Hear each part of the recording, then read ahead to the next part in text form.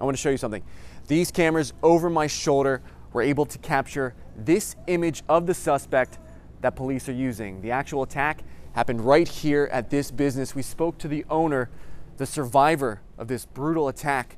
She shared her story with us, a story that she does not want to keep reliving, but she is doing it because she does not want this violence to happen to anyone else in the community. On Wednesday, August 31st, around 5 in the evening, Amber Myers sat at the front desk of her business, talking to her father on the phone, when a delivery person came in with a package. Dad, I gotta put this down for a second. Something's really weird. Some guy needs directions. I'm not really sure what's going on. Myers tells me the man dressed like a construction worker, but this was all a facade. He jumped around the desk and pulled out a knife. Here is video of the suspect. Investigators say it is 33-year-old Jordan Alexander. Myers tells me what started as a robbery turned into the worst nightmare imaginable, as the attacker forced her into a back room at knife point and told her to lay on the ground. That's when he made it really clear that he had other intentions.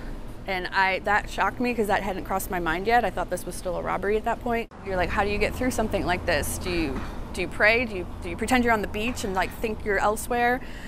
And then how do you cope with? Do you just get it over with and then he's gone and it's over, or do you fight? And Myers chose to fight, trying to grab the knife from the attacker, but he overpowered her.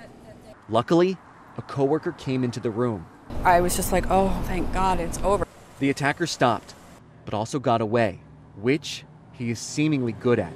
Documents show Jordan Alexander has a lengthy criminal history dating back to at least 2008. Back in July of 2021, Alexander was sentenced to 3.5 years in prison for 3 counts of robbery. But a year later, he was released from prison to a work release program.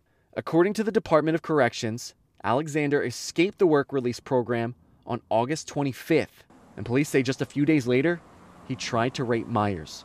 A dangerous rapist in costumes carrying bags of knives it's terrifying for the neighborhood and for the city. And I know he said that he would come back if I did this, but I think it's worth the risk to make sure that this doesn't happen to anyone else.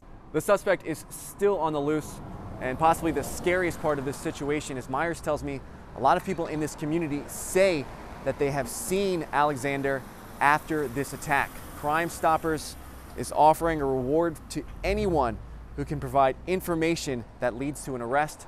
We'll have information on how to get in touch with Crime Stoppers on our website, fox13seattle.com. Reporting here in Seattle, I'm AJ Janavel for Fox 13 News.